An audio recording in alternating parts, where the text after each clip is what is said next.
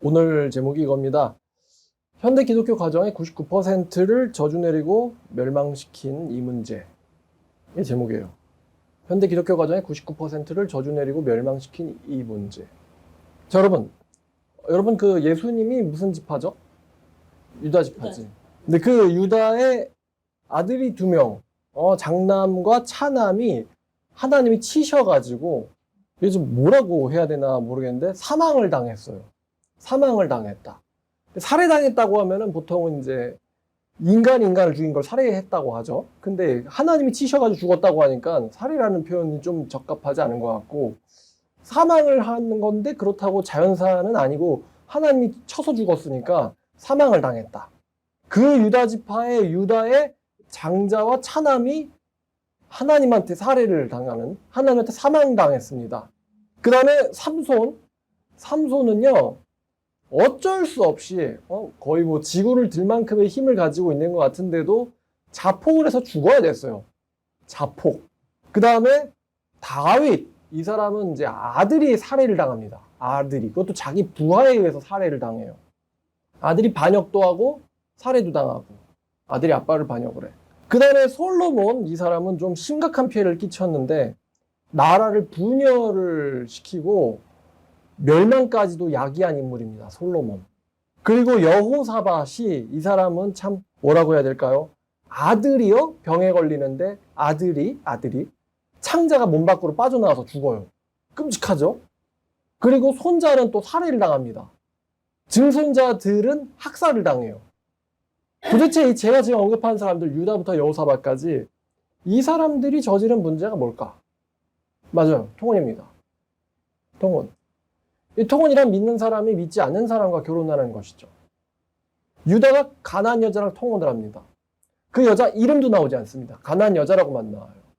그 여자가 낳은 아들 셋 중에 2이 죽습니다. 하나님한테 치심을 당해서. 삼손 본인은요, 통혼을 합니다. 예. 하는데 하는 족족 결혼이 순탄치가 않죠. 결국에는 마지막 또 여자 문제 때문에 그 여자가 하나님 안 믿는 여자죠. 들릴라. 유명하죠. 근데 삼손은 부모님이 통혼하지 말라고 자꾸만 말렸는데도 부모님의 말을 안 듣습니다. 마지막에 언제 가서 멈추냐? 눈 뽑히고 자폭할 때 가서야 멈춰요. 삼진아웃 당했죠. 첫 번째도 통혼, 두 번째도 통혼, 세 번째도 통혼입니다. 근데 세 번째는 이제 통혼하기도 전에 자기가 자폭을 해서 멈춰졌죠. 자폭할 때 기분 좋았을까? 여호와여, 나로 하여금 한 번만 힘을 주사 이 원수를 갚게 하옵소서 하면서 그때 기분 좋았을까? 그러면서 죽어야 할 때. 다윗은 굉장히 훌륭한 사람이죠. 다윗의 왕좌를 주셨으니 예수님의 선조이기도 하고 가장 훌륭한 왕이기도 하고 다윗의 길에 따라서 훌륭한 왕들의 모본이 되는 사람, 모범이 되는 사람, 기준이 되는 사람, 이게 다윗인데, 다윗이 아들이 자신에 대해서 반역을 일으키고 또 그 아들이 살해를 당합니다. 통혼을 했어요, 다윗이 또. 언약 공동체 바깥에 있는 여자를. 솔로몬은 이 사람은 통혼의 거의 대표 주자입니다. 다 통혼이죠. 하나님이 직접 나타나서 하지 말라고 말리기까지 한 사람이에요. 근데 솔로몬이 그 말을 듣지 않습니다.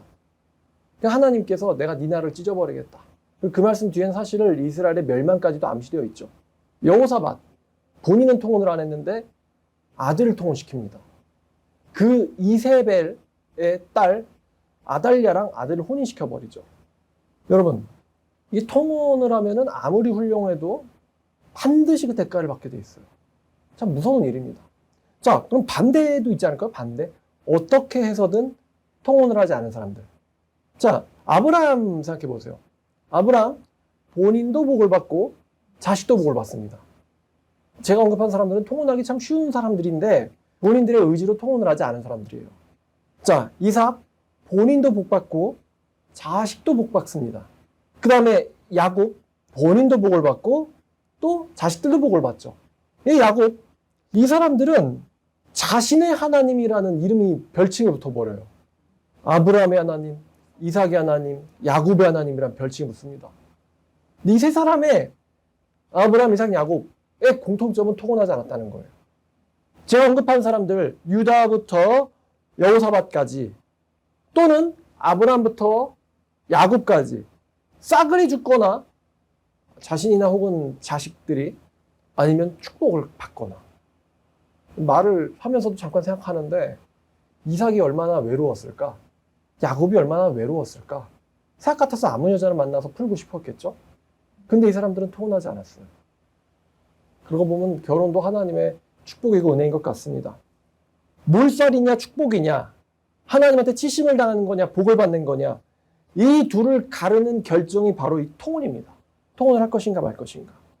이 아브라함이 얼마나 훌륭한지, 자기 아들 이삭이 노총각 솔로로 죽을 것 같은데 아들을 위해서 자기 종을 고향에 보내서 아들을 위해서 아내를 얻게 합니다. 이 장면이 창세기 24장에 나오는데 아브라함의 믿음 그리고 신념이 얼마나 훌륭한지 창세기 24장 2절부터 아브라함이 자기 집 모든 소를 맡은 늙은 종에게 이르되 청하건대 내 허벅지 밑에 네 손을 넣으라. 그러니까 자기에게 이 손을 닿게 하고서는 지금 명령을 내리는 거예요. 내가 너에게 하늘 하나님 땅의 하나님이신 여호와를 가리켜 맹세하게 하노니 너는 내가 거주하는 이 지방 가나안 족속의 딸 중에서 내 아들을 위하여 아내를 택하지 말고 내 고향 내 족속에게로 와서 내 아들 이삭을 위하여 아내를 택하라. 종이 이르되 그 여자가 나를 따라 이 땅으로 오려고 하지 아니하거든 내가 주인의 아들을 주인이 나오신 땅으로 인도하여 들어갈 겁니까? 그랬더니 아브라함이 그에게 이르되 내 아들을 내 고향으로 데리고 들어가지 않도록 해라. 하늘의 하나님 여호와께서 나를 내 아버지의 집과 내 고향 땅에서 떠나게 하시고 내게 말씀하시며 내게 맹세하여 이르시기를 이 땅을 너에게 네 씨에게 주리라 하셨으니 그가 그 사자를 너보다 앞서 보내실지라. 네가 거기서 내 아들을 위하여 아내를 택할지니라. 이 말씀 보니까 아브라함의 믿음이 대단하다는 생각이 들어요. 이 땅을 주실 것이다. 누구에게? 네 씨에게. 그러니까 씨가 이어지려면요, 당연하겠지만 아들이 노총각이 돼서 독송받아 죽으면 돼야 안 돼요? 안 되겠죠? 그러니까 아브라함은 벌써 하나님은 수가 있다. 다 내다본 거예요. 8절. 만일 여자가 너를 따라오려고 하지 아니하면 나의 이 맹세가 너와 상관이 없나니 오직 내 아들을 데리고 그리로 가지는 말지니라. 그 종이 이에 그의 주인 아브라함 허벅지 아래에 손을 넣고 이에 대하여 그에게 맹세하였더라. 보면은 사실 이 8절 말씀 보면요, 만약에 이삭이 노총각으로 죽는다. 그러면 이거 누가 말씀을 깬 거예요? 그렇죠. 하나님이 깬 거예요. 엄청난 믿음입니다. 사실 이 믿음은 아브라함이 처음 쓴 게 아니에요. 이 믿음은 아브라함이 자기 아들 이삭을 죽여서 바치려고 했었을 때 이미 한 번 썼었어요. 하나님이 이삭을 통해서, 이삭의 씨를 통해서 자손을 주겠다, 복을 주겠다라고 말씀하셨기 때문에 이 말씀이 성취되려면 이삭은 죽으면 돼야 안 돼요. 안 된다. 그래서 하나님께서 이삭을 어떻게든 살리실 거다라고 아브라함은 믿었고 그 믿음 위에서 한 행동이 이삭을 바치려고 했던 행동입니다. 그런데 그 하나님이 두 가지 약속을 주셨습니다. 첫 번째는 이 땅을 너에게 주겠다. 네 씨에게 주겠다. 그러니까 땅을 주겠다, 씨를 주겠다. 땅을 주겠다, 씨를 주겠다. 이 약속이 성취되려면 이삭은 노총각으로 죽으면 돼야 안 돼요. 안 됩니다. 그리고 이삭이 이 땅을 떠나서 가도 돼야 안 돼요. 안 됩니다. 그러니까 아브라함은요, 하나님의 약속을 믿었고 그 약속이 성취되려면 하나님께서는 자기 아들 이삭에게 분명히 씨를 주실 거다라는 믿음이 아브라함은 있었다는 것이죠. 그러니까 이제 24장은 완전히 이미 승리하기로 약속된 장이고 이제 그 승리가 뭐냐? 아리따운 처녀 리브가가 아브라함의 종을 따라 오는 것이었죠. 계속 영화 같은 스토리가 이어집니다. 웬 처녀가 나오는데 아리따운 처녀였는데 그 처녀 하필이면 또 아브라함의 사촌이었는데 어쩌고 해서 그 처녀가 또 믿음이 있었는데 그 처녀 이제 아빠가 안 보내면 안 되잖아요. 아빠도 믿음이 있었는데 그래가지고 이게 하나님께로부터 온 일이니까 우리가 가부를 말할 수 없다 그러면서 가라 그러고 리브가도 가겠나이다 하고 가고 아브라함의 종도 데려가겠나이다 그러니까 10일만 좀 있을까? 아니요, 당장 갈 겁니다. 리브가 너 당장 갈래? 당장 갈 겁니다. 그래가지고 바로 당장 가고, 그죠? 아주 여하치 그냥 그때부터 퍼즐이 탁탁탁탁 준비된 것처럼 맞아 들어가는 거죠. 그 다음에 창세기 28장 1절부터 8절까지 이게 이제 할아버지 이야기, 그 다음에 이제 아버지 이야기 나와야죠. 아버지 이야기 28장 1절부터 8절까지 이삭이 야곱을 불러 그에게 축복을 하고 또 당바르되 이삭이 말입니다. 자기 아빠가 워낙 훌륭한 믿음의 본을 보여줬잖아요. 아빠가 한 말을 똑같이 따라하는데 지금, 그죠? 아빠가 한 말을 따라하고 있습니다. 너는 가나안 사람의 딸 중에서 아내를 맞이하지 말고 일어나 바다나람으로 가서 네 위조부 부두엘의 집에 이르러 거기서 네 외삼촌 라반의 딸 중에서 아내를 맞이하라. 전능하신 하나님이 네게 복을 주시어 네가 생육하고 번성하게 하여 네가 여러 족속을 이루게 하시고 아브라함에게 허락하신 복을 너에게 주시되 너와 너와 함께한 네 자손에게도 주사 하나님이 아브라함에게 주신 땅 곧 네가 거류한 땅을 네가 차지하게 하시기를 원하노라. 이에 이삭이 야곱을 보내매 그가 바단 아람으로 가서 라반에게 이르렀으니 라반은 아람 사람의 부두엘의 아들이요 야곱과 에서의 어머니 리브가의 오라비더라. 지금 보니까 이전에 보니까 이미 이삭은요 야곱이 라반의 집에서 딸을 얻고는 형통할 거를 또 내다 본 것 같아요. 왜냐면 자기 아버지 이제 아브라함의 약속을 하신 게 자기를 통해서 이루어진 걸 봤기 때문에 분명히 자기 아들인 야곱도 형통하게 될 거다라는 걸 미리 본 것 같습니다. 지금 라반에게 딸이 있는지 없는지도 알 수 없는데 6절 에서가 본즉 이삭이 야곱을 축복하고 그를 바단 아람으로 보내며 거기서 아내를 맞이하게 하였고 또 그에게 축복하고 명하기를 너는 가나안 사람의 딸들 중에서 아내를 맞이하지 말라 하였고 또 야곱이 부모의 명을 따라 바단 아람으로 갔으며 사실 부모님에게 순종한 거긴 한데 하나님의 말씀에 순종한 거기도 합니다. 통혼하지 말라라는 명령에 부모의 명령과 하나님의 명령이 일치할 때 다시 말씀드릴게요. 부모님의 명령과 하나님의 명령이 일치할 때 여러분 이게 얼마나 큰 축복인지 아세요? 부모의 wish, 부모의 소원과 하나님의 소원이 일치할 때 얼마나 좋아요. 그죠? 이게 얼마나 큰 축복이야. 그렇지 않습니까? 아빠 말만 잘 들으면, 엄마 말 잘 들으면 그게 하나님 말씀에 순종하는 거예요. 얼마나 큰 축복인지 이게 말해놓고 막 여기가 막 답답해요. 자, 근데 8절 에서가 또 본즉 가나안 사람의 딸들이 그의 아버지 이삭을 기쁘게 하지 못하니라. 가나안 사람의 딸들이 그의 아버지 이삭을 기쁘게 하지 못하는지라. 가나안 여자가 이삭을 기쁘게 하지 못했다. 자, 그럼 여기 보면은 에서는 또 뭘 했어요, 지금? 통혼을 했네. 야곱과 에서가 뭐가 다르냐? 지금 똑같은 아빠에게서 나왔잖아요. 뭐가 다르냐? 이 팥죽 사건도 문제였죠. 이거는 뭐 신약에서 언급되니까요. 그 망령된 행동을 해버렸다. 근데 이것도 문제인데, 그럼 에서가요, 내가 망령된 행동을 했구나, 경솔하게 행동했구나, 여기에 대해서 후회를 진심으로 했다면, 아빠가 가나안 사람을 아내로 맞지 말라고 이 얘기를 에서한테는 안 했겠어요? 에서에게도 했을 거예요. 근데 에서가 통혼을 또 합니다. 가나안 딸들을 또 자기 아내로 맞아요. 그러니까 이 인간 에서는요, 팥죽 사건도 문제인데 통혼도 해버렸어요. 그죠? 이 정도면 거의 병이라고 할 수 있습니다. 자, 야곱은 뭐 아버지의 말씀에 따라서 하나님의 말씀이자 아버지의 말씀에 따라서 순종을 해가지고 통혼을 안 했더니 야곱에게서 12지파가 나왔죠. 그리고 자기 이름 자체가 나라 이름이 됩니다. 이스라엘이라고. 여러분 이것만 봐도 결혼이 얼마나 중요한지, 여러분 신명기 7장 2절부터 4절까지 자, 네 하나님 여호와께서 그들을 내게 넘겨 내게 치게 하시리니 그때 너는 그들을 진멸할 것이라. 그들과 어떤 언약도 하지 말 것이요 그들을 불쌍히 여기지도 말 것이며 또 그들과 혼인하지도 말지니 네 딸을 그들의 아들에게 주지 말 것이요 그들의 딸도 네 며느리로 삼지 말 것은 그가 네 아들을 유혹하여 그가 여호와를 떠나 다른 신들을 섬기게 하므로 여호와께서 너에게 진노하사 갑자기 너희를 멸하실 것임이니라. 너를 멸하신다. 그러니까 통혼을 하면 어떻게 된다? 멸함을 당한다. 그것도 누구한테 멸함을 당해요? 하나님한테. 자, 그러니까 통혼을 하면 한마디로 말씀드리면 죽는다. 그 다음에 여호수아 봅시다. 여호수아 23장입니다. 여호수아 23장 12절부터 자, 여호수아의 유언이죠. 여호수아의 유언 12절부터 16절까지 너희가 만일 돌아서서 너희 중에 남아있는 이 민족들을 가까이 하여 더불어 혼인하며 서로 왕래하면 확실히 알라. 너희 하나님 여호와께서 이 민족들을 너희 목전에서 다시는 쫓아내지 아니하시리니 그들이 너에게 올무가 되며 덫이 되며 너희의 옆구리에 채찍이 되어 너희의 눈에 가시가 되어 너희가 마침내 너희 하나님 여호와께서 너에게 주신 이 아름다운 땅에서 멸하리라. 통혼하면 뭘 당한다고요? 멸당한다. 보라 나는 오늘 온 세상이 가는 길로 가려니와 너희 하나님 여호와께서 너에게 대하여 말씀하신 모든 선한 말씀이 하나도 틀리지 아니하고 다 너에게 응하여 그 중에 하나도 어김이 없음을 너희 모든 사람은 마음과 뜻으로 아는 바라. 그 말씀대로 살면 뭘 받는다고요? 말씀대로 살면 뭘 받아요? 복을 받는다. 이걸 너희도 잘 아는 바라.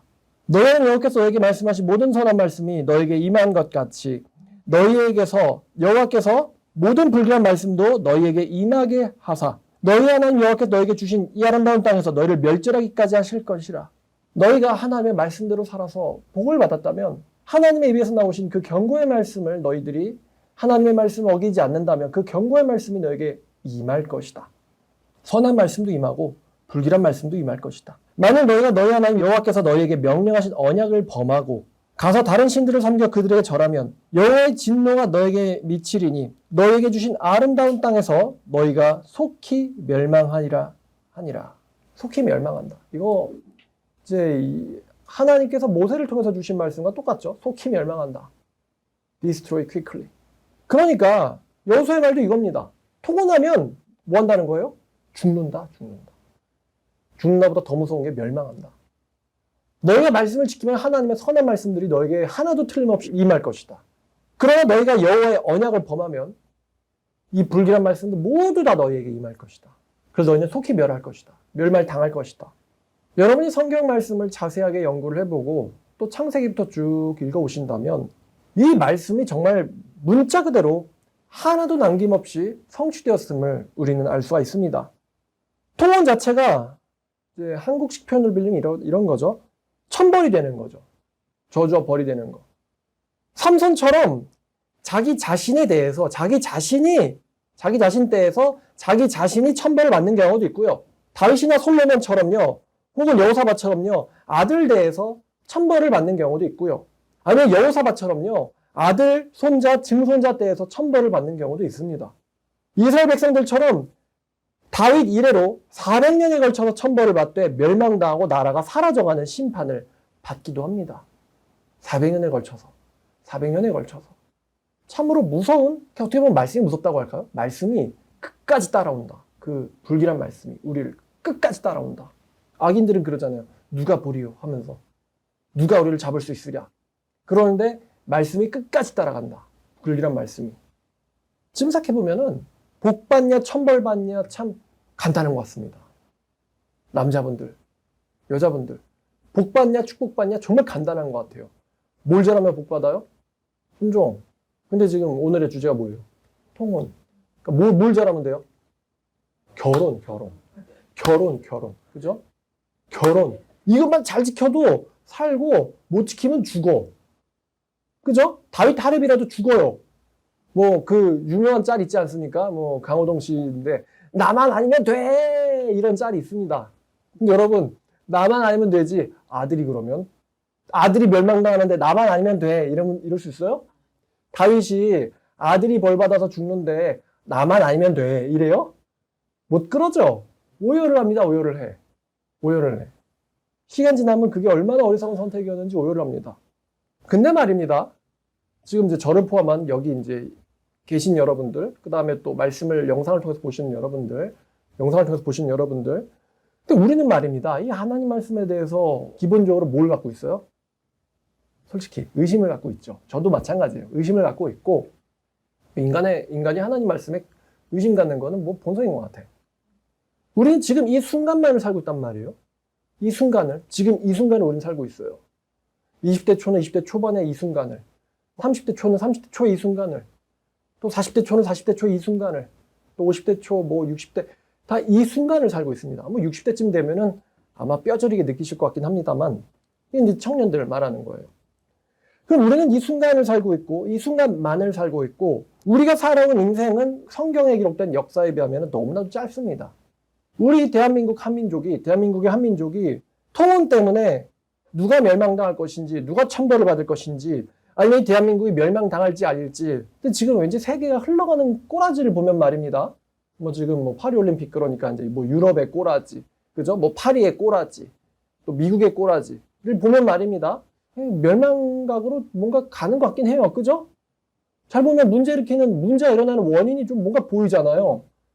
하나님 말씀만 경외했더라면 저 민족이, 유럽 민족이, 저 미국 사람들이 하나님을 경외했더라면은, 하나님 말씀대로 갔더라면 뭔가 일어나지 않았을 것 같은 문제들이 그 나라에서 막 일어납니다. 아까 여호수아 뭐라 그랬어요? 이 민족과 뭐 하지 말래요? 왕래하지 말라 그랬잖아요.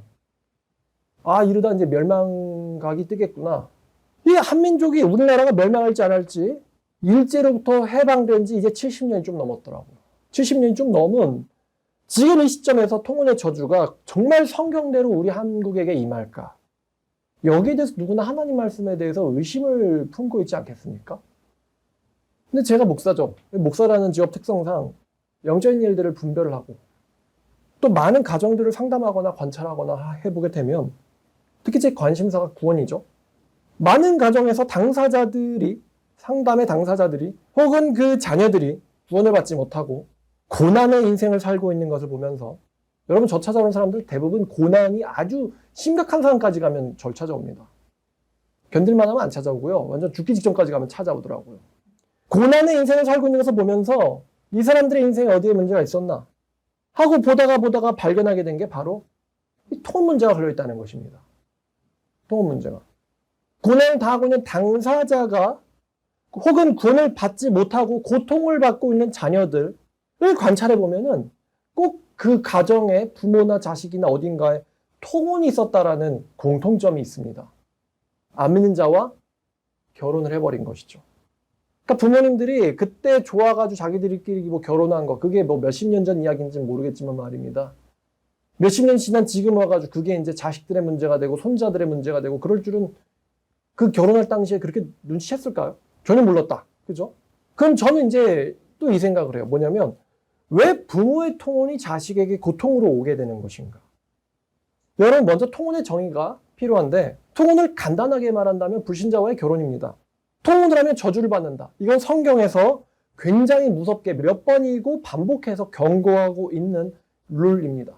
통혼을 하면 아무리 훌륭한 사람이라도 자식이 고통을 받습니다. 통혼을 피하면요, 자식들이 복을 받습니다. 이게 성경에서 규칙적으로 반복적으로 나타나고 있는 룰입니다. 고린도전서 7장을 보시죠. 어떤 사람들은 고린도전서 7장을 가져와서 특히 고린도전서 7장 16절을 가져와가지고 통혼을 정당화하곤 하거든요. 고전 7장 16절. 아내된 자여 네가 남편을 구원하려는지 어찌 알 수 있으며 남편된 자여 네가 네 아내를 구원하려는지 어찌 알 수 있으리요. 14절 이제 전반절. 믿지 아니하는 남편이 아내로 말미암아 거룩하게 되고 믿지 아니하는 아내가 남편으로 말미암아 거룩하게 되나니. 이 구절을 가져와서 통혼을 정당화하는 사람들도 있는데요. 근데 아마도 이 구절 가져와가지고 통혼을 정당화하는 사람들은요, 미혼이거나 한마디로 경험을 못 해본 거죠. 생각대로 그렇게 이상대로 잘 풀릴, 그러니까 나는 내가 사면 그건 당첨이야. 이런 마인드를 가지고 결혼을 하는 것 같거든요. 내가 산 로또는 당첨권이야. 이런 식의 마인드를 가지고 결혼을 해버리겠다는 심보인 것 같은데요. 막상 결혼을 해본 사람들, 믿는 자와 믿지 않는 자가 서로 결혼을 해봤을 때 육체적인 쾌락과 육신적으로 좋은 것들 다 끝나고 남는 그 감정들과 벌어지는 일들, 한 20년쯤 살아보면은 다들 말하는 게 사실은 후회를 하죠. 후회를 합니다. 이 고린도전서 7장 17장의 이 문맥과 상황을 분석을 해보면 사도 바울은 선교 1세대 사람입니다. 이방인 선교 1세대 사람이고 이방인의 사도라고 본인을 부르죠. 그러면 사도 바울이 선교할 때 이미 선교가 들어간 사람들 말고 선교 들어가기 전에요. 이방인들에게 있어서 통혼, 다시 말하면 불신자와의 결혼이라는 거는 피할 수 있는 문제가 아닙니다. 이해하시죠? 아니 아예 주 예수 신앙 자체를 모르는데 통혼을 어떻게 피해요? 그렇죠? 그러니까 성경의 용어를 빌리면 이게 부지중해라는 표현이 맞겠죠. 부지중해 통혼을 했다. 부지라는 게 굉장히 중요해요. 모르고 했다. 몰랐다. 예수님을 알기도 전인데 결혼할 때 통혼을 피했어야지. 이런 말을 어떻게 하겠어요? 자업자득이네. 결혼할 때 통혼을 피했어야지. 이 말을 선교가 들어가기 전에 어떻게 할 수 있겠어요? 사도 바울은 불신자 민족에게 복음을 전했고 불신자 부부 중에 어느 한쪽이 복음을 받아들여서 신자가 된 상황이 고린도 교회처럼 초기의 선교 상황입니다. 따라서 사도 바울은요, 상대 배우자가 굳이 신앙을 박해하지 않으면은 이혼을 먼저 결심하지 말라라고 가르칠 필요가 있었죠. 그 내용이 7장 10절부터 15절까지의 내용입니다. 만약에 신앙이 다르다는 이유만으로 사도 바울이 먼저 이혼을 하라고 강요를 했다면은 기독교로의 개종 이꼴 이혼이라는 이상한 공식이 생기죠. 둘 중에 하나 기독교를 믿으면 무조건 그 가정은 이혼을 하게 된다. 이런 공식이 생기고 기독교는 가정을 파괴하는 종교다라는 불명예를 얻었을 겁니다. 자, 고린도전서 7장 10절부터 15절까지. 결혼한 자들에게 내 명하노니 명하는 자는 내가 아니여 주시라. 여자는 남편에게서 갈라서지 말고 만일 이미 갈라섰다면 그대로 지내든지 다시 그 남편과 화합하든지 하라. 남편도 그 아내를 버리지 말라. 그 나머지 사람들에게도 내가 말하노니 이는 주의 명령이 아니라. 만약 어떤 형제에게 믿지 아니하는 아내가 있어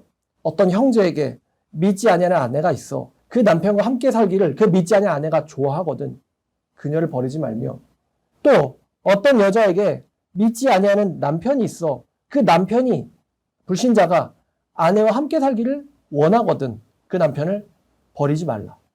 이게 제가 말한 상황이죠. 불신자 상대의 배우자가 헤어지기를 원하지 않는다. 그러면 그 사람 버리지 말래요. 여기서 나온 말씀이 14절입니다. 믿지 아니하는 남편이 아내로 말미암아 거룩하게 되고 믿지 아니하는 아내가 남편으로 말미암아 거룩하게 되나니.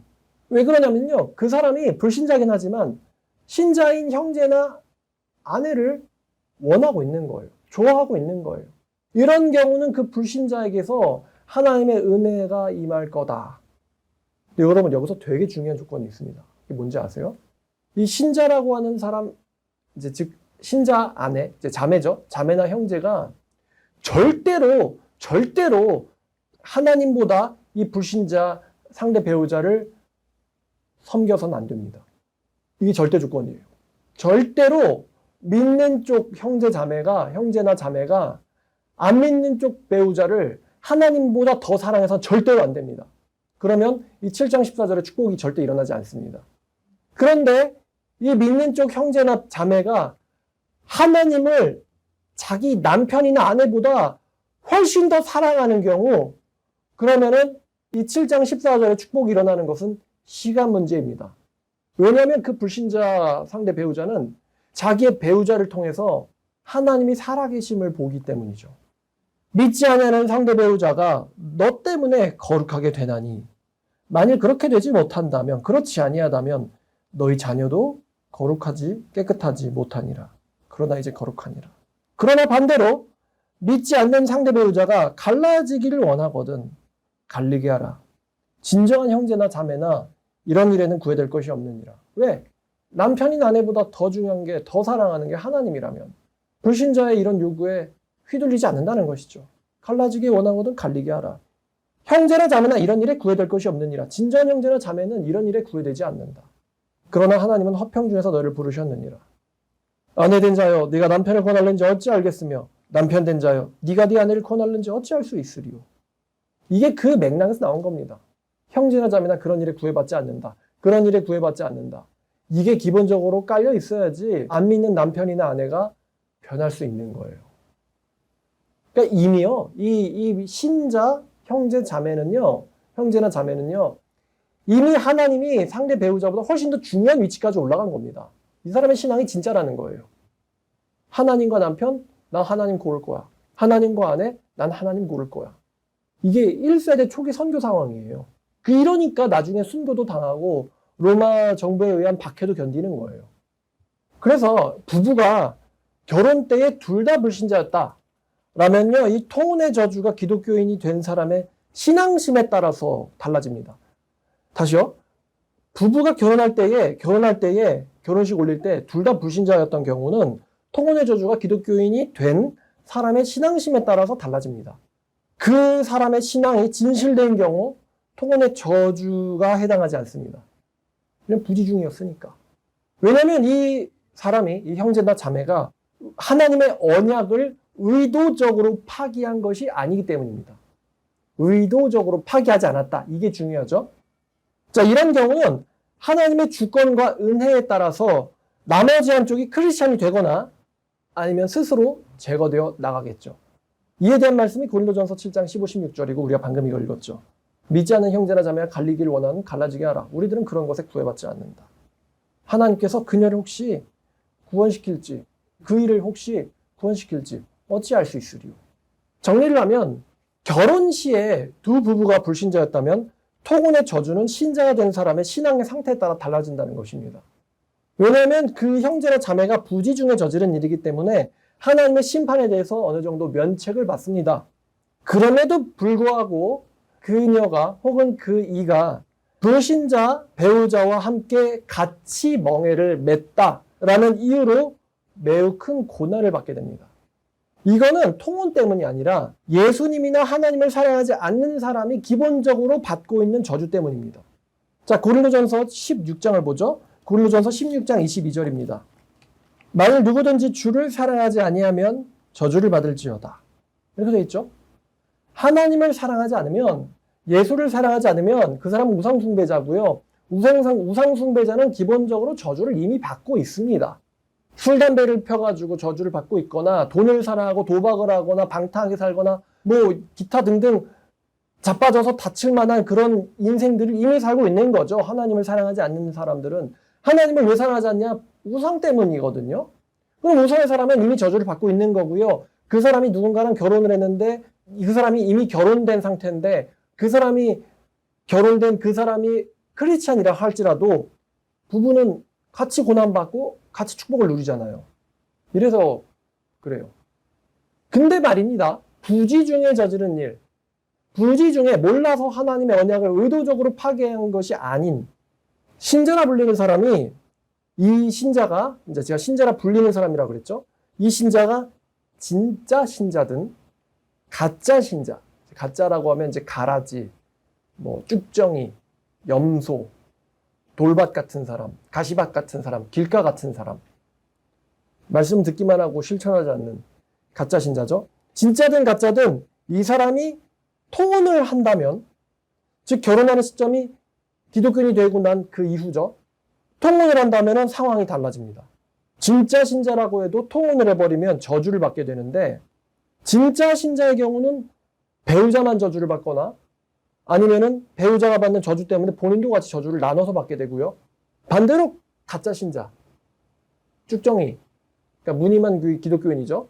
쭉정이, 가라지, 염소, 돌밭, 가시밭, 길가밭 이러면요 엄청난 저주를 제대로 받게 됩니다. 엄청난 저주를 제대로 받게 된다. 쭉정이가 통혼까지에 끝났다는 거예요. 쭉정이가 통혼까지에. 여러분 가짜 신자라고 해도요. 하나님이 주신 일반 은총, 일반 은혜에 따라서 그 가짜 신자도요. 내가 통혼을 하기 전에, 통혼을 결정을 하기 전에요. 양심의 가책을 받게 됩니다. 양심의 가책. 생각해보세요 여러분. 아무리 내가 가짜 기독교인이라고 해도요. 일단 종교가 기독교란 말이죠. 나 기독교인이다. 이렇게 내가 스스로를 밝히는 사람인 경우 그 기독교가 종교가 기독교인데 종교가 다른 사람이랑 결혼을 한다는 게 문제가 될 수도 있다라는 거. 꺼림칙하다는 거. 이래도 되나라는 거요. 느낄 겁니다. 그러니까 이제 목사님한테 가서 혹시 불신자랑 결혼해도 될까요? 이런 질문을 하는 거죠. 아무리 가짜라고 해도 말입니다. 종교가 다르면 결혼을 같이 하면 안 되지 않나? 왜냐하면 결혼이라는 거는 그냥 좋은 것만 좋은 게 아니라 일상적인 대화도 평생 같이 하고 살아야 되고 같이 삶을 공유하는데 종교가 달라.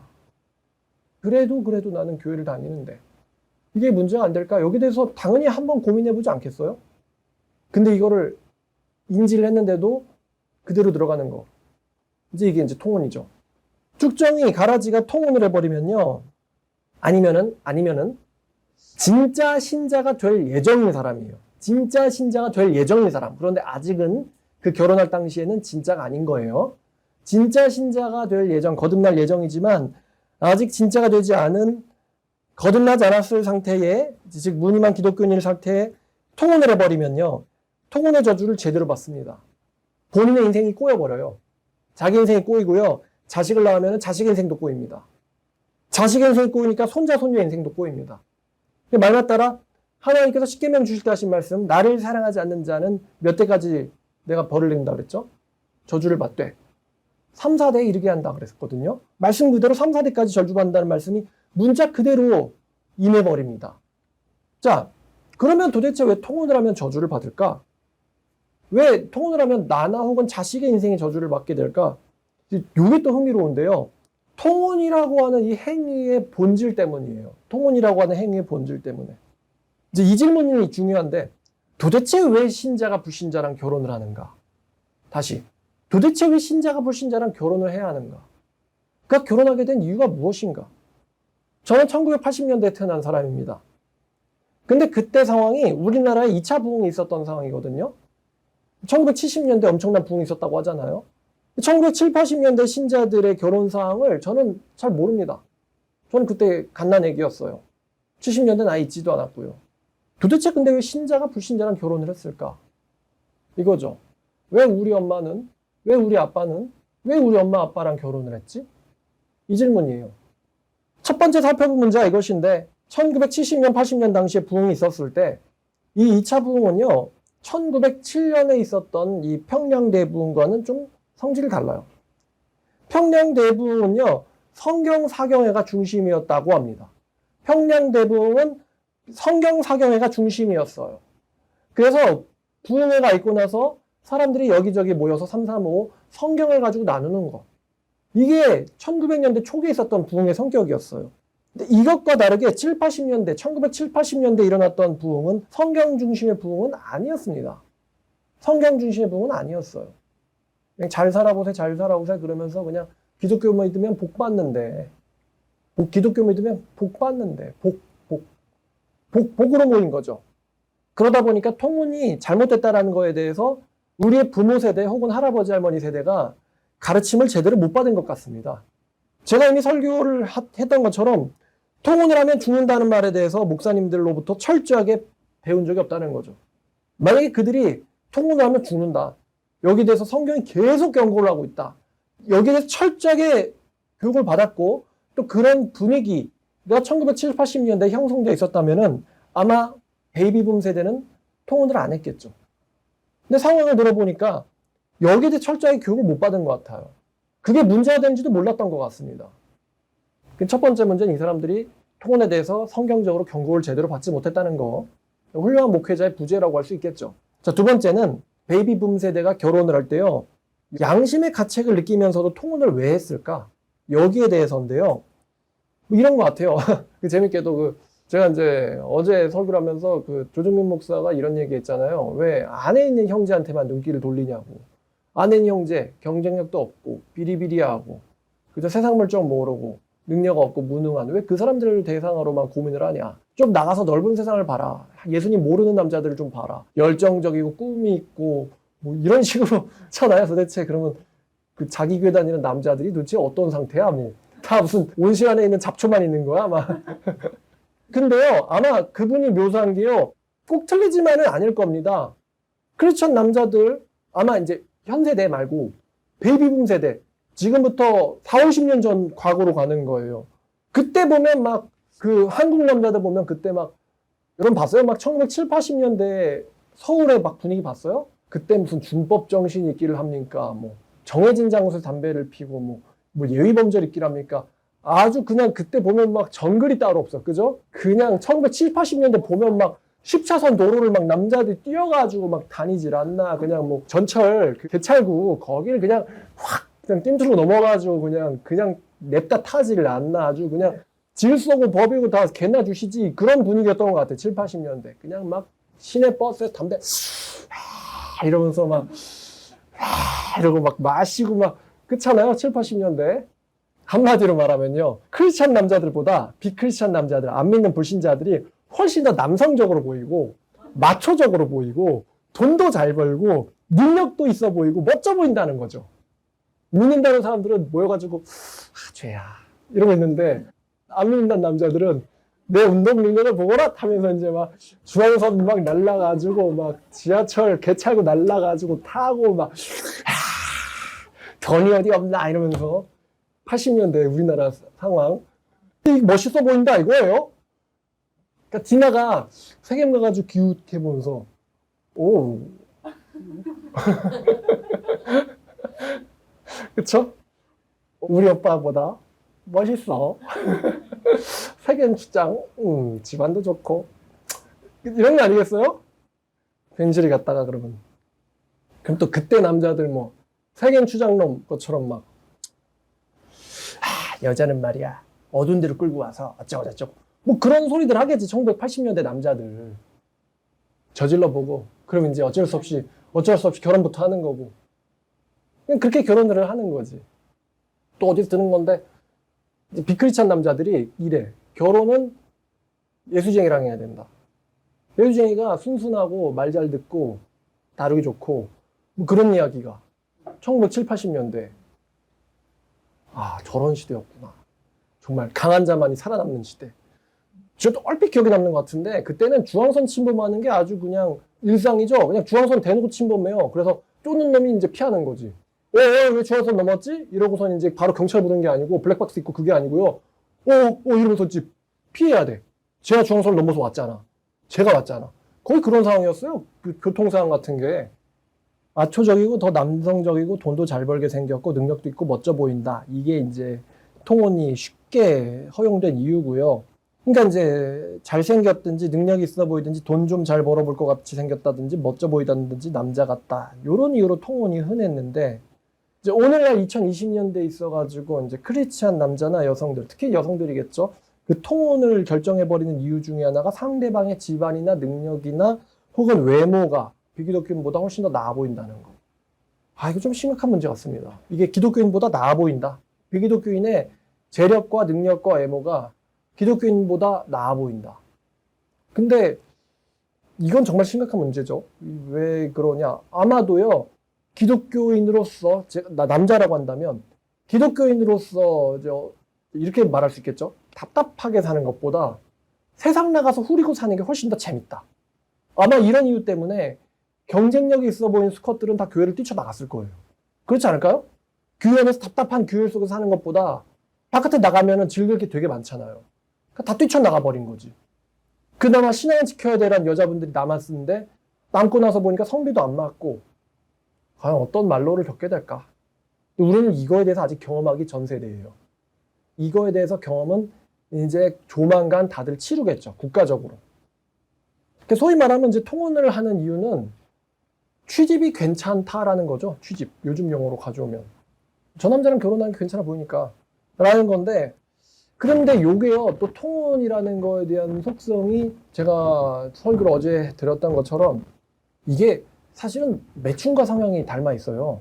음행과 매춘과 성향이 비슷합니다. 통혼하지 말라가 신명기에 나오는 이야기거든요. 근데 민수기에 나오는 통혼 이야기를 보면은 그 민수기에 나오는 말씀과 사도 바울이 한 말씀을 조합해 보면요. 통혼은 우상숭배고 음행으로 갑니다. 우상숭배이자 음행. 그래서 통혼이 매춘과 성격이 비슷하다는 거예요.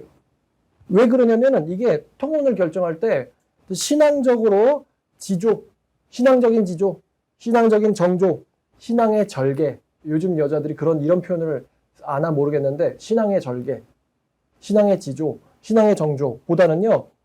경제적인 측면, 쾌락적인 측면 요거를 더 중요해서 내리는 게 결혼이거든요. 결혼을 할 때 신앙의 절개를 지킨다. 절개를 지킨다는 표현 쓰잖아요. 여자들이. 저 신앙의 절개를 지키면 통혼이 일어나질 않습니다. 근데 신앙의 절개보다는 상대의 능력을 보고는 이러면 안 될 것 같은데. 양심의 가치가 느낀다고 했잖아요. 이러면 안 될 것 같은데 그래도 상대방에게 결혼을 다시 말하면 몸을 주는 거 아니에요? 이 행위를 한 거기 때문에 매춘적인 성격이 있다는 거예요. 통혼이. 통혼은 지조와는 거리가 먼 개념입니다. 절개, 정조, 지조를 지킨다. 이거랑 거리가 먼 개념이에요. 그래서 통혼과 우상숭배 같이 다니는 거예요. 통혼과 음행이 같이 다니는 거예요. 그나마 이거를 좋게 표현하면요. 타협이에요. 타협. 신앙보다는 물질이다. 신앙보다는 쾌락이다. 신앙이 좋은 저 남자보다는 잘생긴 저 불신자가 좋다. 신앙이 좋은 저 가난한 사람보다는 신앙이 없는 저 부자가 낫다. 타협이죠. 근데 이게 왜 자식들한테까지 저주로 이어질까? 여러분 부모님 중에 배우자 중에 한 명이 신앙인이라는 사람이 그 사람의 신앙이 타협하는 신앙이라면 이 자식은 타협하는 신앙인, 다시 말하면 나쁘게 말하면 이거 매춘이라고 그랬어요. 이 타협하는 신앙심을 그대로 보고 자식이 이걸 배웁니다. 생각해 보세요. 결혼이라고 하는 인생에서 가장 중요한 부분에 있어서 말씀이나 신앙의 지조나 절개나 정조를 따라서 결정을 하는 게 아니라 여기에서 타협을 하는 거예요. 제일 중요한 결정을 할 때 하나님보다는 쾌락이지. 하나님보다는 돈이지. 그렇게 평상시에 주여 하던 사람이 정말 중요한 결정을 할 때는 돈과 쾌락에 따라서 결정을 하는 거. 정말 중요한 결정을 할 때. 그렇게 못 봤는데, 저렇게 안 봤는데, 그러면 그 결정을 한 모습을요, 자식들이 그대로 보고 배운다는 것이죠. 제가 아까 아브라함, 이삭, 야곱 이야기했는데요. 아브라함이 그런 절개와 지조와 신앙심을 갖고 있었잖아요. 그러니까 그거를 이삭이 따라하기가 매우 쉬워요. 아까 말씀드렸죠? 이삭이 아빠가 한 말 그대로 한다고요.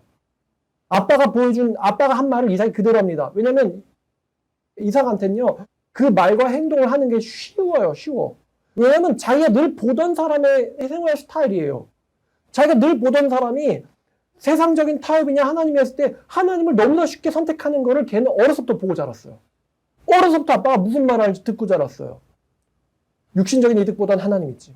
육신적인 이득보다는 하나님의 언약과 약속이지. 이건 분명히 이루어져. 이거를 그 아들은 몇십 년에 걸쳐서 보고 자랐어요. 그러니까 그 사람은 그런 결정하는 게 너무 쉬운 거예요. 왜냐면 우리 아빠가 하던 거거든, 그게.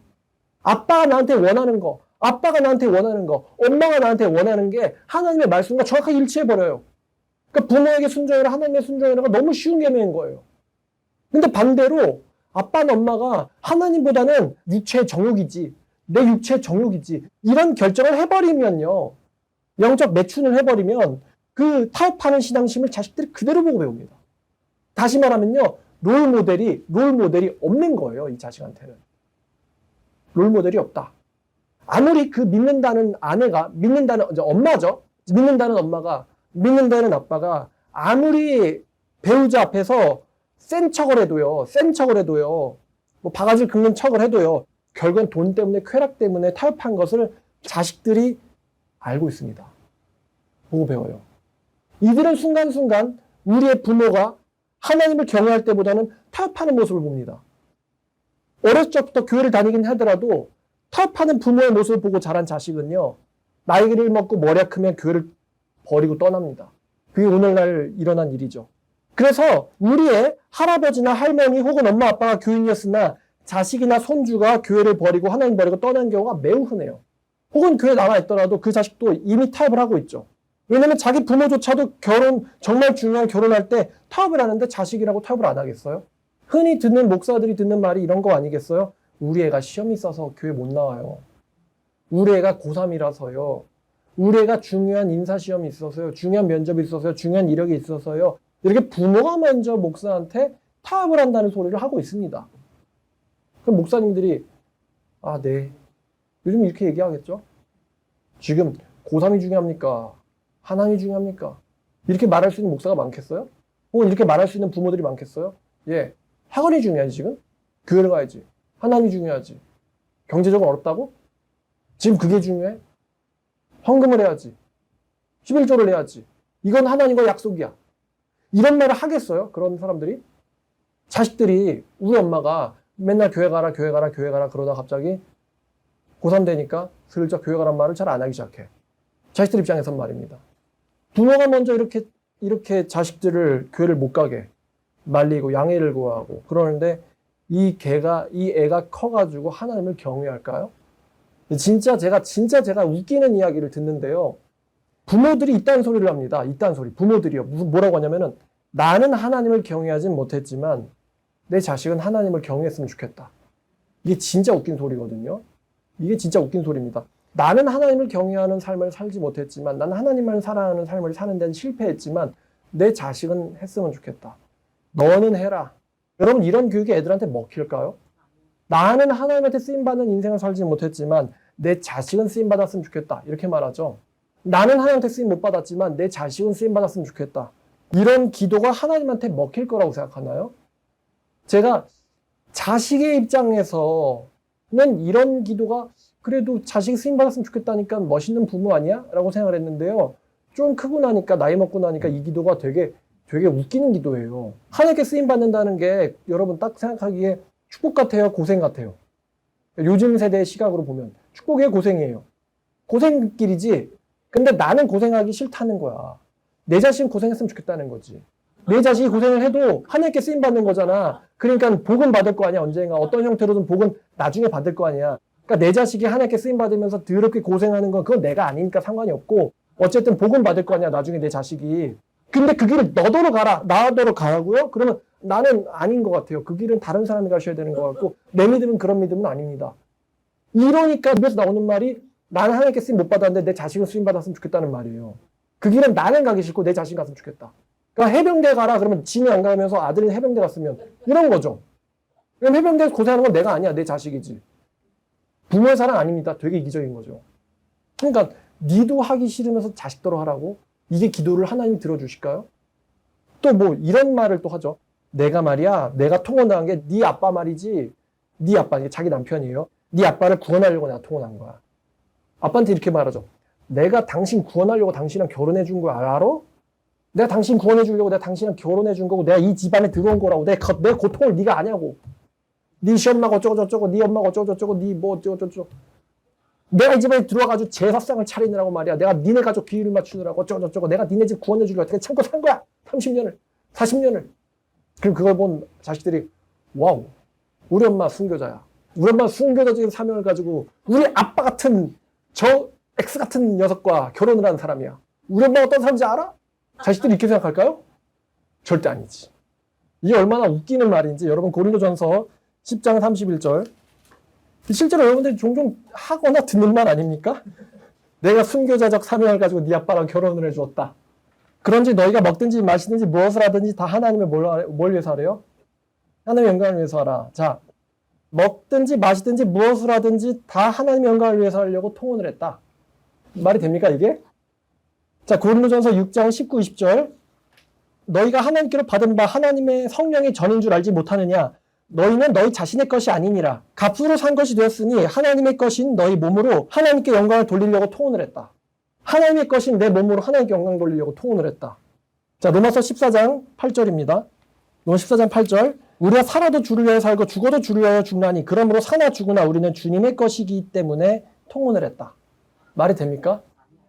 로마서 12장 1절과 2절입니다. 2절부터 볼까요? 자, 너희는 이 세대를 본받지 말고 오직 마음을 새롭게 함으로 변화를 받아 하나님의 선하시고 기뻐하시고 온전하신 뜻이 무엇인지 분별하도록 하라. 그리고 1절 그러므로 형제들아 너희의 몸을 하나님이 기뻐하시는 거룩한 산제물로 드리려고 통혼을 했다. 변화를 받아 마음을 새롭게 함으로써 하나님께 거룩한 산제물로 드리려고 통혼을 했다. 말이 됩니까 여러분? 지금 말이 되게 안 되죠? 아마 통혼을 한 엄마가 내가 순교자적 사명을 가지고 희생을 한 거야 아빠한테. 이렇게 말을 할 수는 있어요. 근데 이게 성경 말씀과 빗대 보면은 얼마나 말이 안 되는 말인지 얼마나 속보이고 구차한 이야기인지. 진정한 크리스찬들이 하나님의 영광을 위해서 통혼을 하냐? 다시 말씀드릴게요. 진정한 크리스찬들이 하나님에게 영광을 돌리기 위해서 통혼을 하는가? 하나님에서 통혼을 한다? 하나님을 위해서 통혼을 한다? 이거 말 참 이상하네. 그럼 통혼을 한 잘못이 누구한테 있는 거예요? 하나님한테 있는 건데? 내 인생, 결혼 인생 이렇게 된 게 누구 탓이야? 하나님 탓이잖아 그러면은.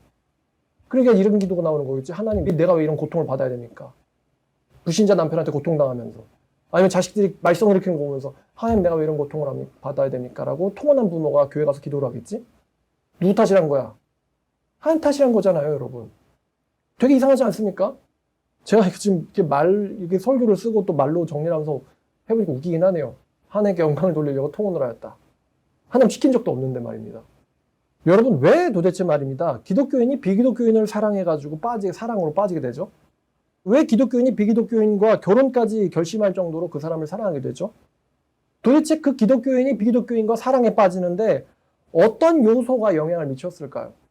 그 비기독교인이 하나님의 말씀대로 사는 모습에 감동을 받은 걸까요? 그 불신자가 하나님 말씀에 따라 살거나 사명받아 살거나 하는 모습을 보고 사랑에 빠진 걸까요? 아니면 외모와 돈과 능력과 재산과 집안일까요? 만약에 하나님의 사명을 감당하는 당신의 모습이 아닌 외모와 돈과 능력과 재산과 집안 때문이라면은 그런 모습에 사랑에 빠진다라고 하는 이 기독교인의 신앙이 진정한 신앙이라고 할 수 있을까요? 따라서 통혼의 문제는 사실 통혼이라는 행동 자체보다는 통혼을 야기한 사람의 신앙심에 있다고 볼 수 있겠죠. 애당초 그 기독교인의 신앙심은 진짜가 아니었다. 이 통혼으로 의해서 야기된 문제를 살펴보면요. 사실 오늘날 현대 기독교 가정의 대부분이 걸립니다. 안 걸린 사람이 없어요, 다. 자에 걸려있든지 부모가 걸려있든지 자식이 걸려있든지 다 걸립니다. 그리고 가족이라는 이유만으로 그 고통을 다 같이 받게 되죠. 부모가 통혼을 해가지고 자식들이 고생을 하는 경우가 있거나 자신이 통혼을 해가지고 자신이 고통을 받거나 자식이 통혼을 해가지고 부모가 고통을 받거나 다 고통받고 있어요. 겉으로는 행복한 척하고 문제 없는 척해도 말입니다. 부모가 통혼해서 자식도 부모를 따라서 통혼을 하고 그 자식 해서 3대 4대쯤 가면은 더 이상 그 집안에서 기독교의 향기가 느껴지질 않습니다. 우리 집안도 한땐 기독교를 다녔어. 이 통혼의 무서운 점은 반드시 심판을 받는다는 것입니다. 제가 여호사밧 이야기를 보면서 두 가지를 느낄 수가 있어요. 여호사밧이요. 굉장히 훌륭한 사람입니다. 굉장히 대단한 사람입니다. 여호사밧만큼 대단한 사람, 훌륭한 사람 거의 없습니다, 성경에. 두 번째는 이게 진짜 무서운 이야기인데요. 여호사밧이 그렇게 훌륭하고 대단함에도 불구하고 통혼 문제 때문에 반드시 심판을 받았다는 거예요. 처음에 말씀드렸듯이 자식이 몸에서 창자가 빠져나와서 죽었어요. 여러분 생각해보세요. 여러분 아들이, 딸이 몸에서 창자가 빠져나와서 죽는 병에 걸렸다고 생각해보세요. 성경에는 하나님께서 치셨다라고 나옵니다. 하나님이 그 사람을 쳤다. 여호사밧 이야기를 우리가 잘 보면요. 하나님께서 기뻐하시는 일을 하면 그 기뻐하시는 일을 하는 대로 그 일에 따라서 축복을 받지만 토혼을 해버리면요. 그것과는 상관없이 자식이 심판을 당한다는 겁니다. 이것은 매우 훌륭한 왕인 다윗이나 여호사밧에게 그대로 적용되는데 다윗이 훌륭해도 압살롬은 반역을 일으킵니다. 압살롬은 살해를 당합니다. 여호사밧이 훌륭해도요. 아들 여호람이나 손주 아하시야나 증손들은요. 결과가 이래요. 학살을 당하거나 하나님한테 치심을 당해서 죽습니다. 무서운 거죠. 아빠는 너무 훌륭해. 근데 아들은 하나님한테 침을 당해서 죽어요. 그 자식들은 살해를 당해요. 그 자식들은 학살을 당합니다. 선조는 진짜 훌륭한데 여호사밧의 훌륭함에 대해서는 아무리 설교를 해도 지나치지 않을 정도로 훌륭합니다. 훌륭한 점이 한두 개가 아닙니다. 심지어 그 여호사밧이 그 악랄한 왕 아합과 같이 전쟁을 할 때에도 친구가 악랄한 놈이에요. 근데도 악랄한 놈이랑 전쟁을 할 때에도 이곳에는 물을 만한 선지자가 없습니까? 바로 하나님부터 찾습니다. 여호사밧이. 그랬더니 그 친구가 무슨 전쟁 전에 선자를 찾아요. 근데 선지자한테 먼저 물어보고 나가야 됩니다. 훌륭하지 않습니까? 여러분 그럴 수 있어요? 나쁜 녀석이랑 동업을 하는데 시작하기 전에 우리가 여기 갈 만한 교회가 있나? 뭔 소리야? 난 하나님께 기도를 드리고 응답받고 가야 돼. 이런 사람이 어디 있어요? 여호사밧은 정말 훌륭한데 이 여호사밧의 훌륭함에 대해서만 설교해도 뭐 반년 설교할 것 같아요. 근데 여호사밧이요 훌륭한 일을 할 때마다요 실패를 또 경험하기도 하는데 실패할 때마다 이런 경고를 받습니다. 자, 역대하 19장을 볼까요? 역대하 19장 2절입니다. 자, 하나니의 아들 선견자 예후가 나가서 여호사밧 왕을 맞아 이르되 왕이 악한 자를 돕고 여호와를 미워하시는 자들을 사랑하는 것이 옳습니까? 그러므로 여호와께로부터 진노하심이 당신에게 임할 것입니다. 그러나 왕에게 선한 일도 있으니 이는 왕이 아세라 목상들을 이 땅에서 없애고 마음을 기울여 하나님을 찾음이니이다 하였더라. 이게 무슨 말을 지적하는 거냐면은 18장 앞장 1절을 보면요. 여호사밧이 부귀와 영광을 크게 떨쳤다고 합니다. 왜 그랬냐면 이 사람이 말씀대로 살았거든요. 근데 바로 하반절 아합 가문과 혼인함으로써 인척관계를 맺었대요. 아합 가문과 혼인함으로써 인척관계를 맺었다. 훌륭한 사람이었는데 훌륭한 일을 많이 해서 복을 받았는데 아합 가문과 혼인을 했다는 거예요. 자기 자식을. 요 문제 계속 지적당합니다. 선지자들한테. 그게 이제 19장 나오는 거죠. 당신이 여호와께서 미워하는 자들을 사랑하는 게 옳습니까? 그러나 당신한테는 선한 일도 많습니다. 자, 그러면 19장 4절부터 보면은 여호사밧이요 끊임없이 하나님 위해서 살려는 노력들이 나옵니다. 그리고 여호사밧이 하는 말들을 보면요, 뭐 6절을 보든 7절을 보든 너무 말이 훌륭합니다. 또 9절을 봐도요, 너무 여호사밧의 말이 훌륭합니다. 10절을 봐도요, 너무 여호사밧의 말이 훌륭합니다. 또 11절을 봐도요, 너무 말이 훌륭합니다. 너무 훌륭한 사람이에요. 20장을 봐도요, 여호사밧의 행동들은 너무 훌륭합니다. 너무 훌륭합니다. 언제나 여호사밧은 훌륭한 사람이었어요. 근데 지금 선지자가 와가지고 당신이 악한 자랑 인척관계를 맺는 게 옳습니까? 여기서 어떻게 해야 돼요? 자식 이혼시킬까요? 이미 결혼했는데 어떻게 하라고? 그래서 이 아빠가 어떻게 해서든 자기 생명이 살아있는 동안에는 하나님한테 선을 행하는 거예요. 선을 행하고 또 행하고 또 행하고 또 행하고 또 행하고 얼마나 선을 많이 행하는지 선을 행하는데 너무 훌륭하다고 그랬죠. 근데 여호사밧이 죽고 그 아달랴의 남편인 여호람이 왕이 됩니다. 어떻게 되나 보죠. 자, 21장 역대하 21장 3절과 4절. 아빠가 너무 훌륭해가지고 나라가 되게 부강하게 됐어요. 그 아버지가 그들에게는 은금과 보물과 유다의 견고한 성읍들을 선물로 후히 주었고 다른 아들들한테는 성읍 후히 선물을 주었고요. 여호람, 이제 이 녀석이 문제죠. 얘는 장자이기 때문에 왕위를 주었더니 여호람이 아빠의 왕국을 다스리게 됐는데 세를 얻은 후에 자기 형제들을 다 칼로 죽였대요. 어떻게 이런 아빠한테서 이런 아들이 나옵니까? 여러분, 이 아들이 아빠의 영향을 받은 거예요? 마누라의 영향을 받은 거예요? 그 마누라의 영향을 받았어. 이 마누라라는 사람 아달랴, 엄마가 이세벨이에요. 이세벨. 그리고 그 목적을 달성하기 위해서는 살인도 수단 방법도 가리지 않는 게 이세벨 스타일이죠. 그거를 배웠겠지, 이 딸은. 당신의 형제들을요, 죽여버리세요. 아빠 같으면 절대 허락하지 않았겠죠, 이런 일들을. 근데 여호람이 형제들을 다 칼로 죽여버립니다. 자, 21장 14절. 여호와께서 네 백성과 네 자녀들과 네 아내들과 네 모든 재물을 큰 재앙으로 치실 것이다. 너는 창자의 중병이 될 것이고 그 병이 날로 중하여 창자가 빠져나오리라 라는 예언을 받습니다. 18절 이 모든 일 후에 여호와께서 여호람을 치사 능히 고치지 못할 병이 들었대요. 어느 누구도 고치지 못할 병이 들었으므로 창자가 만 2년 만에 그 병으로 빠져나오매 그가 심한 병으로 죽으니 어떻게 그 아빠한테서 이런 아들이 나오지? 22장 1절 하반절 보니까 이 저주받아 죽은 여호람의 아들 아하시야가 왕이 되니라. 근데 아빠가 통혼을 했잖아요. 자, 그 다음 구절 되게 불길해요. 아하시야가 왕이 될 때에 나이가 42세라 예루살렘에서 1년 동안 다스리니라. 그의 엄마의 이름이 아달랴였고 오므리의 손녀였더라. 그래서 이 사람이 어떻게 되냐? 이 아하시야가 아합의 집길로 행했다. 엄마의 아빠의 삶을 보고 배운 거죠. 아하시야가 어떻게 되냐? 살해당해요. 예후한테. 여호사밧의 손자가 살해당한 거죠. 통혼 때문에. 아들은 창자병으로 죽고 그 아들은 살해당하고 그 아들은 이제 증손 계열이기 텐데 이때 애들이 요아스 빼고는 다 학살당합니다. 왜? 요 아달랴 때문에. 통혼의 저주를 제대로 받았죠. 왕가임에도 불구하고. 할아버지가 훌륭한 사람인데도 아들, 손자, 증손까지 싸그리 다 이 통혼의 저주를 받게 되죠. 이 무섭다는 거예요. 통혼의 저주가. 삼손처럼 당대에 받기도 하고 2대째 받기도 하고 손주 때 받기도 하고 아니면 이스라엘 백성처럼 400년에 걸쳐 철저하게 받기도 하고 결국 나라가 사라져요. 어떻게 말씀드린 것처럼 자기 자식들을 전쟁 일어나가지고 구워먹고 잘라먹고 자기 자식을 말입니다. 식인을 해야 돼. 너무 배가 고파가지고 하나님이 경고하신 말씀 아까 여호수아가 그랬잖아요. 너희가 여호와의 언약을 파괴하면은 여호와께서 너에게 하신 불길한 말씀이 그대로 임할 것이다. 만약에 너희가 여호와의 명령을 지키면 그의 선한 말씀이 그대로 임하겠지만 문자 그대로 그러나 너희가 여호와의 언약을 범하면 너희가 이 민족과 왕래하면 그 불길한 말씀이 너에게 그대로 임하니 너희가 멸할 것이다. 말씀대로 돼버립니다. 성경 바깥으로 나와서 현실로 와보면요. 유럽은 지금 500년 만에 기독교가 멸망을 당했죠. 유럽의 기독교 신자들, 개신교 신자들 비율 0.5%, 1% 안 됩니다. 파리, 프랑스, 칼뱅의 나라, 독일, 루터의 나라, 개신교가 느껴져요? 파리 올림픽 보면서? 그렇지 않죠. 오히려 기독교를 조롱하는 게 그들의 문화 같아요. 그리고 한국은요.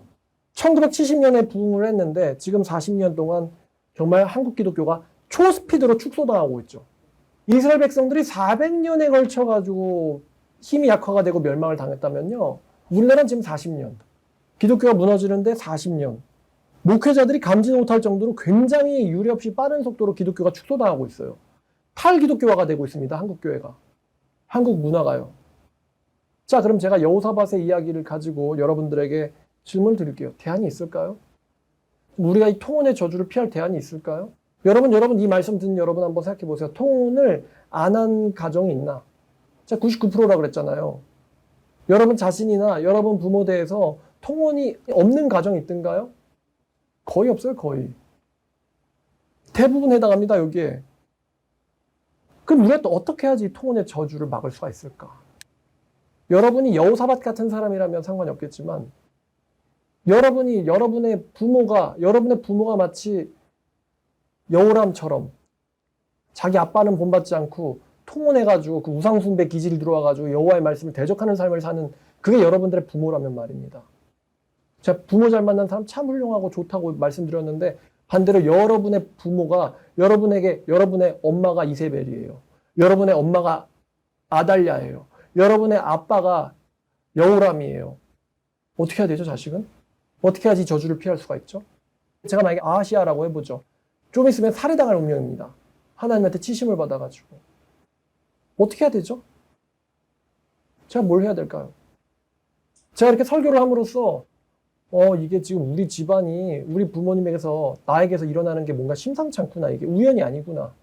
이게 여호수아를 통해서 주신 말씀 반드시 멸하리라 하나님의 그 불길한 말씀이 임해가지고 이게 그 전조구나 라는 거를 여러분들이 이 설교를 통해서 또 느끼신다면은 정말 어떻게 보면 유일한 답일 거예요. 통혼의 저주를 피할 수 있는 유일한 답일 것인데 바로 진정한 회개라는 거. 진정한 회개밖에는 답이 없다. 진정한 회개밖에는 답이 없다. 이 벌을 피하려면 진정한 회개로 나 자신의 영혼을 구원하는 일밖에는 내 자신이나 혹은 부모가 통혼과 연루되어 있다면 저주를 받는 게 당연하지만 통혼의 저주를 끊기 위하여 나 자신은 진정한 회개를 하겠다. 다른 말로 하면 나는 목숨 걸고 마음과 목숨과 뜻을 다해서 나는 여호와만을 사랑하겠다. 나는 하나님만을 사랑하겠다. 이게 아마 유일한 대안일 겁니다. 여러분 통혼했으면 하나님은 약속을 하셨기 때문에 여러분들을 멸망시켜도 하나님은 죄가 없으십니다. 여러분들은 멸망당할 수밖에 없는 그런 운명에 있다고 해도 과언이 아니겠죠. 그러면 여러분들이 하나님께 뭘 해야 될까요? 여러분들이 하나님께 전적으로 의지하고 돌아가는 것밖에는 여러분들이 하나님께 드릴 수 있는 카드가 없어요. 하나님은 얼마든지 나를 멸하셔도 된단 말이에요. 그런데도 이 말씀을 듣고는 혹시나 기회가 있다면 우리가 하나님께 어떻게 해야지 하나님의 이 진노를 풀고 그의 진노가 불타오르듯이 올라와서 너를 대적하여 너를 멸하실 것이다. 이 하나님의 진노를 풀어드릴 수가 있을까요? 바로 우리의 회개밖에 없다는 거예요. 여러분들 하나님께로 돌아가려고 할 때 혹시 여러분들이 통혼과에 관련이 되어 있다면 부모가 통혼에 관련되어 있다면요. 하나님께로 돌아가려고 할 때 절대로 재지 마세요. 여러분들의 하나님과 협상할 만한 위치에 있지 않습니다. 여러분들은 하나님과 타협할 만한 위치에 있지 않습니다. 하나님은 지금 팔을 드시고 치셔도 하나님은 얼마든지 타당하시고 이유가 있으세요. 여러분들이 하나님과 제야될 관계가 아닙니다. 여러분들은 하나님한테 전적으로 두 손 두 발 다 들고 항복해야 합니다. 항복해야 돼요. 여러분들은 하나님과 협상해서는 안 돼요. 하나님께 항복해야 됩니다. 무조건 항복이라고 들어보셨죠? 무조건 항복. 하나님 살리든지 죽이든지 튀기든지 굽든지 나를 그냥 받아주세요. 그게 여러분들이 하나님께 해야 될 행동이에요. 만약에 아시아가 우리 아빠가 통혼을 해가지고 지금 아빠가 죽는 게 영광스러워요? 추잡하게 죽었어요. 추잡하게 죽었잖아요. 그걸 보고는 아시아가 어떻게 우리 할아버지는 그렇게 훌륭한데 아빠가 저렇게 됐지? 아, 통혼 때문이구나. 아빠가 할아버지가 아니라 좀 그런데 그 좀 말로 하긴 그렇지만 그렇긴 한데 내 엄마한테 영향을 받은 거야. 내 엄마한테. 나는 여호와를 따라야겠다. 만약에 아시아가 그렇게 마음을 결단을 하고는 하나님을 따르겠다라고 결정을 했어도 이 사람이 예후한테 살해당했을까요? 아니죠? 되게 아이러니한 말씀이 여기 나오는데 이 예후가요 여호사밧을 죽이면서도 이런 말을 합니다. 이 사람은 하나님을 경외하던 그 여호사밧의 자손이라고. 9절 보세요. 22장 9절. 아하시야가 사마리아에 숨었더니 예후가 찾아내서 그를 끌어가서 죽였더라. 그러면서 예후가 이르기를 죽이면서 이르는 거예요. 이 사람은 전심으로 여호와를 구하던 여호사밧의 아들이다. 이제 아들이 이제 자손이란 뜻이죠. 그러니까 지금 이 아하시야를 하나님의 말씀을 받아가지고 죽이고 있는 예후조차도 얘는 원래 하나님을 전심으로 따르던 사람의 자손이야 라는 걸 알고 있는데 참 웃기지 않습니까? 적도 알고 있어요. 이 사실을. 지는 몰라. 우리 할아버지가 하나님을 전심으로 찾아 구하던 사람이었다 라는 것을 깨닫고는 하나님께 전심으로 나 자신을 맡겼더라면은 과연 아시아가 이렇게 살해당했을까? 그렇지 않았을걸요? 하나님은 늘 다른 대안을 마련해 줄 수 있잖아요. 근데 아시아는 그렇게 하지 않았어요. 참 어처구니 없지만 접근합니다. 그 하나님이 살아계시던 하나님이라는 걸. 아하시아를 죽이던 예후도 알고 있고요. 예루살렘을 멸망시키던 느부사라단도 알고 있습니다. 그 여호와 하나님은 살아계신다는 걸. 근데 멸망당하는 쪽은 몰라요, 그거를. 하나님을 경외하지 않아요. 왜 멸망당하는지도 모르는 거죠, 죽으면서도. 이 얘기를 하고 마치려고 하는데요. 이 통혼을 해가지고 엄청난 저주가 임할 거라는 것을 누가 발견을 하냐면은 에스라가 발견을 합니다. 에스라 9장이죠. 자, 에스라 9장 4절부터 보겠습니다. 비록 자기 자신은 아니지만 백성들이 통혼을 해가지고 나라가 멸망당할 것 같은 일이 발생할 것을 에스라가 느꼈을 때, 자, 9장 4절부터 이에 이스라엘의 하나님의 말씀으로 말미암아 떠는 사람들이 이 사로잡혔던 사람들의 죄 때문에 이게 뭐냐면 통혼이에요. 통혼 문제 때문에 다 내게로 모으니라. 내가 저녁 제사 드릴 때까지 기가 막혀 앉았더니 저녁 제사를 드릴 때에 내가 근심 중에 일어나 속과 겉옷을 찢은 채 무릎을 꿇고 나의 하나님 여호와를 향하여 손을 들고 말하기를. 그러니까 말입니다. 이 에스라 세대에 이스라엘 백성들은요, 이 에스라 같은 지도자가 한 명 있었다는 게 너무나 다행이에요. 이 한 명이 온 민족을 살렸습니다. 이 한 명이. 이 한 명이요, 우리 백성들이 저지른 죄를 깨닫고는 하나님을 향해서 손을 들고 울면서 이렇게 기도를 합니다. 말하기를 나의 하나님이여, 내가 부끄럽고 낯이 뜨거워 감히 하나님을 향해 얼굴을 들지 못하겠으니 이는 우리의 죄악이 많아 정술에 넘치고 우리의 험리 커서 하늘에 미침이이다. 우리 조상들의 때로부터 오늘까지 우리의 죄가 심하였음에 우리의 죄악으로 말미암아 우리와 우리 왕들과 제사장들을 여러 나라 왕들의 손에 넘기사 칼에 죽으며 사로잡히며 노략당하여 얼굴을 부끄럽게 하심이 오늘날과 같으니이다. 이제 우리 하나님 여호와께서 우리에게 잠시 동안 은혜를 베푸사 얼마를 남겨도 피하게 하신 우리를 그 거룩한 처소에서 박힌 못과 같이 되게 하시고 우리 하나님이 우리의 눈을 밝히사 우리가 종로를 타는 중에서 조금 소생하게 하셨나이다. 건물이 무너져서 멸망을 당해도 건물에 못이 박혀 있으면 그 잔해에서 못은 있잖아요. 그런 얘기하는 거예요. 박힌 못처럼 마치 이 풍랑 속에서 풍파 속에서 간신히 붙어 있었다는 겁니다. 우리가 비록 노예가 되었사오나 우리 하나님이 우리를 그 종살이한 중에 버려두지 아니하시고 페르시아의 왕들 앞에서 우리가 불쌍히 여김을 입고 소생하여 우리 하나님이 성전에 세우게 하시며 그 무너진 것을 수리하게 하시며 유다의 예루살렘에서 우리에게 울타리를 주셨나이다. 우리 하나님이여 이렇게 하나님께 은혜를 받은 뒤에도 우리가 주님의 계명을 저버렸사오니 이제 우리가 무슨 말씀을 주게 하오리까?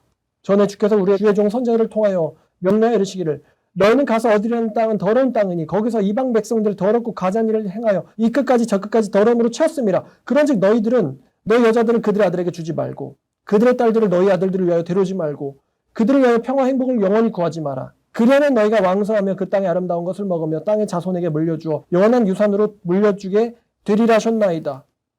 그러나 우리가 우리 악한 행실과 큰 죄로 말미암아 모든 일을 당하였사오나 우리 하나님께서 우리의 죄악보다 형벌을 가볍게 하셨고 이만큼 백성을 남겨주셨음에도 불구하고 우리가 또다시 주의 계명을 거역하고 이 가장 백성들과 통혼을 하였으니 어찌 주님께서 우리를 멸하시고 남아 피할 자가 없도록 진노하시지 않겠습니까? 그러니까 주님에겐 그런 권리가 있다는 거예요. 이스라엘의 하나님 여호와여 주님은 이루시나나 우리가 남아 피한 것이 오늘날과 같사옵거늘 도리어 우리가 주께 범죄하였사오니 이로 말하며 주 앞에서 감히 한 사람도 서지 못하겠습니다. 라고 이 한 사람 에스라가 하나님 앞에 무릎 꿇고 울면서 회개를 합니다. 자기가 저지른 죄도 아니에요, 에스라는. 이 에스라가 하나님께 깊은 회개를 해서 지금 에스라는 하나님의 심판이 올 것을 직감하고 있습니다. 그렇기 때문에 에스라가 진정으로 깊은 회개를 했고요. 이 회개를 통해서 하나님의 심판이 막혀졌어요. 에스라가 하나님의 심판을 막았습니다. 현실로 돌아와서 우리 교회 청년들을 보면 다 부모가 통혼으로 저주받은 케이스들이에요. 근데 하나님께 나가려고 얼마나 노력을 하는지, 하나님께 나아가려고, 하나님께 붙어 있으려고 얼마나 발버둥치고 노력하는지 정말 보고 있는 입장에서 막 너무 마음이 아프고 가련할 정도예요. 눈물이 납니다. 그냥 이삭처럼 보고 배우면 되는데. 근데 참 믿음을 가르쳐주고 보여줄 부모를 만나지 못해가지고 타협하는 신앙으로부터 벗어나려고 정말 몸부림을 치는데 말입니다. 그걸 보고 있느라 제가 너무 마음이 아파요. 이렇게라도 하지 않으면 여호람 아시아에 이르는 이 통혼의 저주를 끊어낼 수가 없다. 제가 아까 부모님이 하나님을 경외해서 부모님이 주시는 명령이 하나님이 기뻐하시는 명령과 똑같고 일치한다면 말입니다. 그게 얼마나 행복한 일일지. 하나님께 순종하는 게 부모를 공경하는 거고 부모를 공경하는 게 하나님께 순종하는 거야.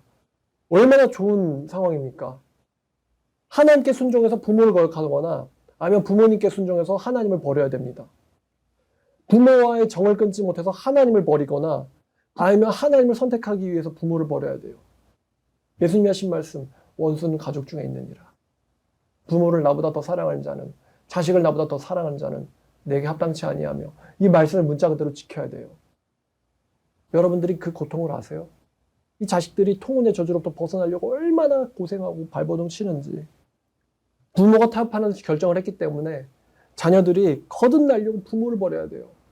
부모 통혼을 해버리면 자식들한테 이런 짐이 넘어온단 말입니다. 자식이 거듭나려고 천국 가려고 지옥 가지 않기 위해서 부모를 버려야 돼요. 그런 선택을 하라고 당신들은 넘겨준 거예요, 자식들한테. 당신의 그 아니한 결정, 이 사람이 하나님보다도 더 멋있다. 그래서 그 내린 결정으로부터 그 저주를 끊어내려고 자식은요, 엄청난 결단을 해야 된단 말입니다. 아브라함, 이삭, 야곱 참 좋아요.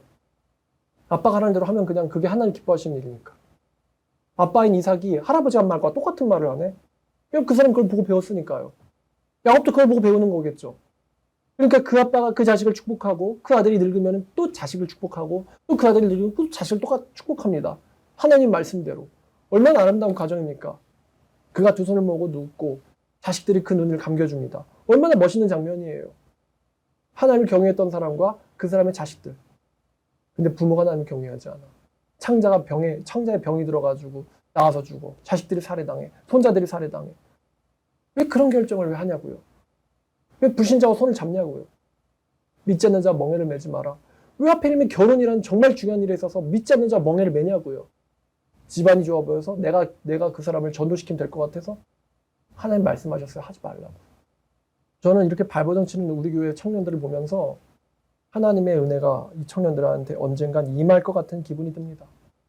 통혼의 저주는 돌이키기 매우 힘들어요. 그러나 우리가 시편 103편 말씀 103편 8절부터 18절까지 여호와는 긍휼이 많으시고 은혜로우시며 노하기를 더디하시고 인자하심이 풍부하시로다.